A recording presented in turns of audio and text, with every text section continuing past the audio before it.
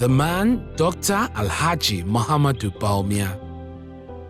We as a nation is blessed to have His Excellency, the Vice President, serving in this our time where Ghana needs men who are sacrificial in their heart and who are committed to the cause of this nation. Dr. Bawumia has always exhibited the highest professional qualities everywhere he's worked, no matter his position.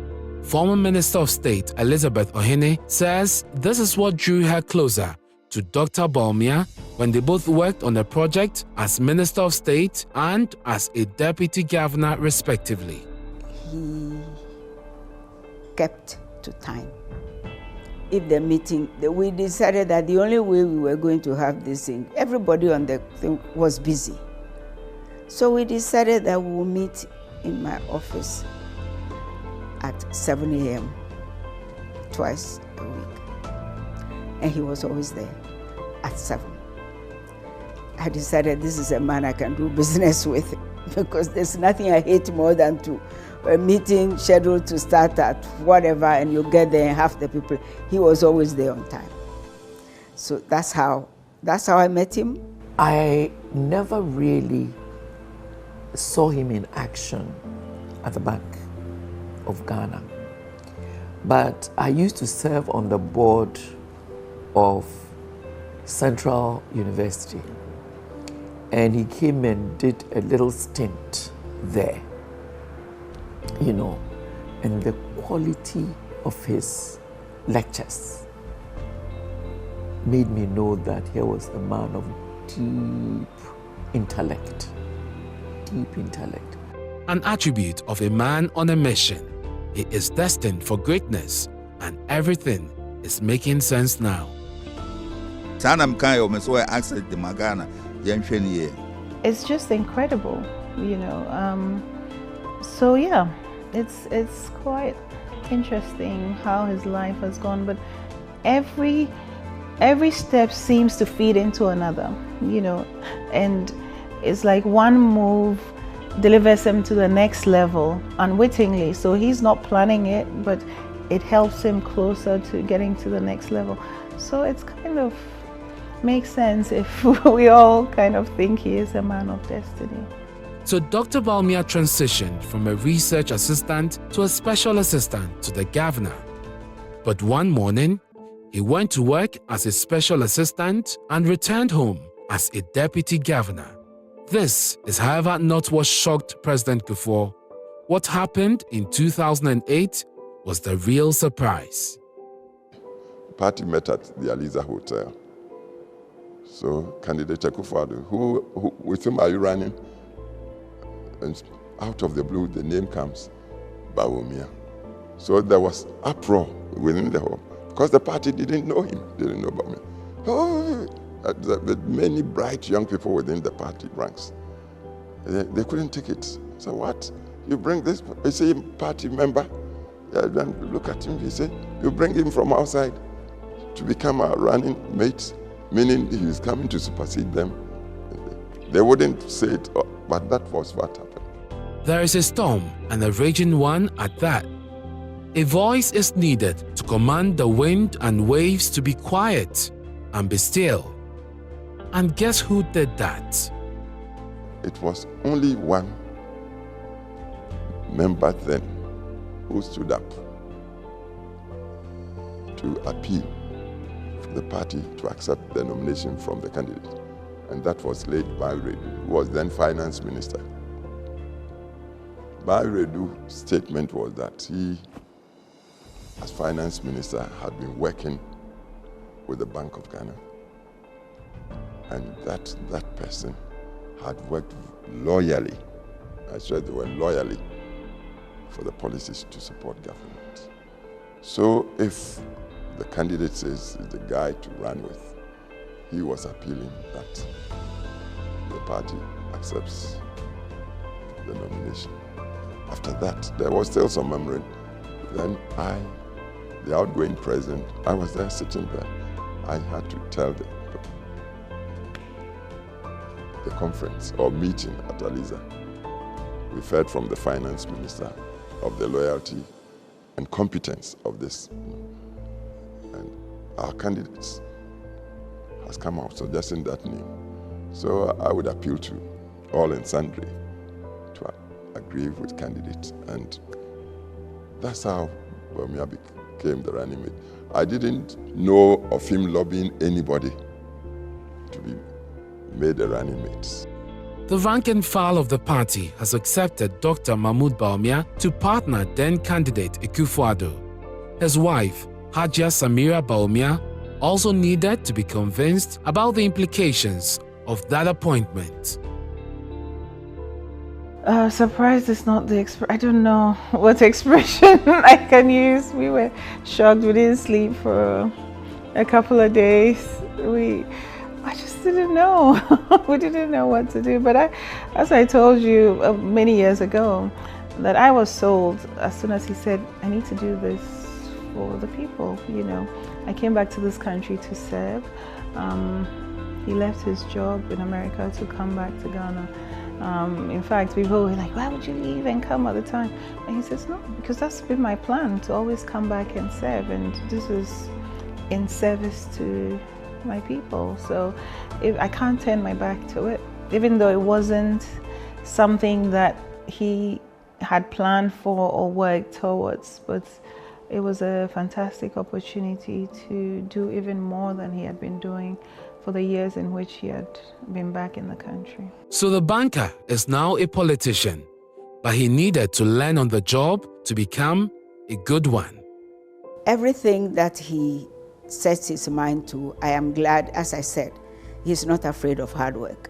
So if there's something that comes up and he's not sure about, the next time you meet him, you can immediately find out that he has read up on it. He has taken the chance to educate himself on it. I like that.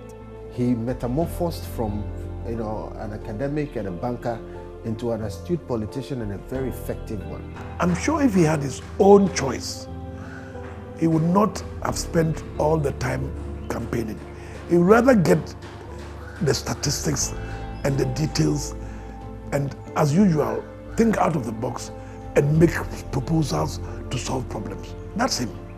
That's the real Dr. Bawumia. 2016, in the midst of the campaign, it was hard. Then there was drawing up our manifesto. So there was this 1 week that Dr. Bawumia set up, and there were, I've forgotten how many of us there were, not many. We went to Sogankope for a week. And we would start in the morning, and some days we would finish at 2 a.m. And he would say, oh yes, see you at 8:30 in the morning. And he wanted me to have a setup of what we had agreed on, what the things were that there hadn't been agreement on, what we needed to do by the next morning before. So I took the decision that this was a man who was not afraid of hard work. So I thought, if we are going to have, considering the kind of situation we were going to inherit if we won the election, we better have somebody who was not afraid of hard work. The president, I mean, he himself is really very hardworking, and he says the same about Dr. Bawumia. They're always in the office working till late hours, both of them. They're very, very similar. I think that Dr. Bawumia is a godsend to Nana Akufo-Addo. 16 years ago, that Mamadou Bawumia and I first met and decided to join our lives together. I can say that there's not one day that I've regretted joining my life to his and his to me. In opposition as well as in government, he has been a model of loyalty, of honesty, of dedication, and of patriotism. I admire him since he became the Vice President of the Republic.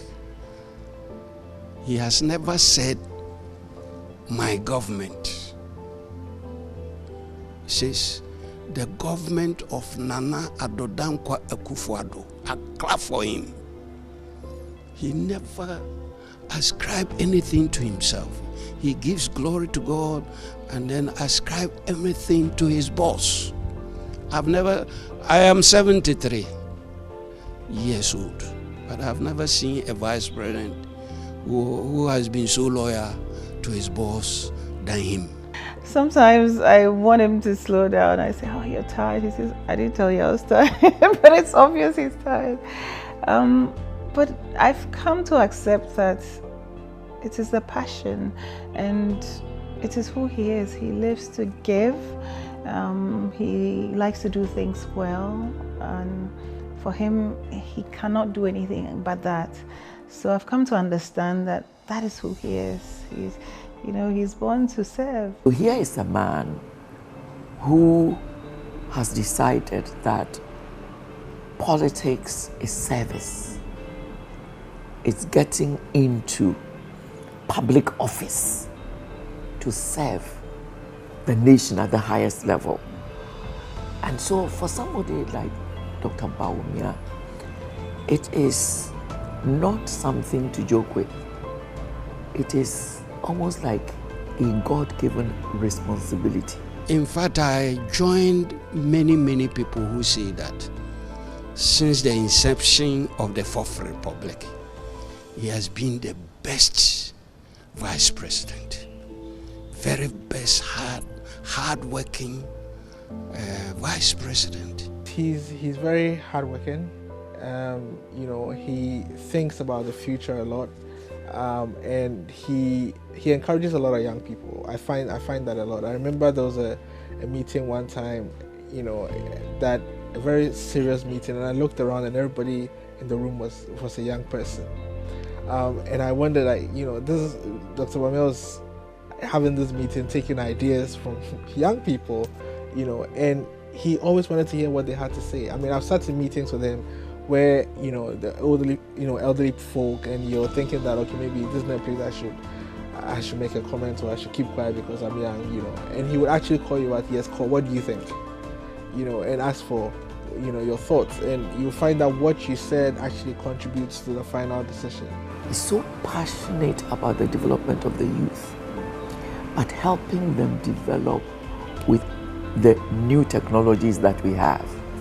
It's no use holding a wonderful university degree and a PhD and so on if you cannot use the digital divide to even enhance whatever you have. And I think his desire to get young people to know that, look, this is the greatest opportunity you have to utilize your mind and your skills. His role as the Vice President of Ghana for almost 2 terms has been exemplary. I believe that he is a true economist. Yes, and so I believe that he is the one for. I think he's done well. He's done well as a vice president, even if all his ideas were not, taken as a vice president. I think he did well. He brought ideas, some were taken, and the impact is obvious to all of us. So we would like to see more of that. His digitalization is a huge thing. The world is now going digital, everything, and he has, the mind for it. He understands it, and that digitalization will take us places. And so that's another thing that I really admire about him. Usually, all vice presidents at some point have uncomfortable relations with their president, all of them. because they don't believe that they are given enough scope to perform. So it is a very delicate relationship. But I've been watching from afar, and I see how Dr. Bawumia has managed it. It's a very touch and go process, and managing that process, you need a lot of skills that have to do with how you manage human egos, how you manage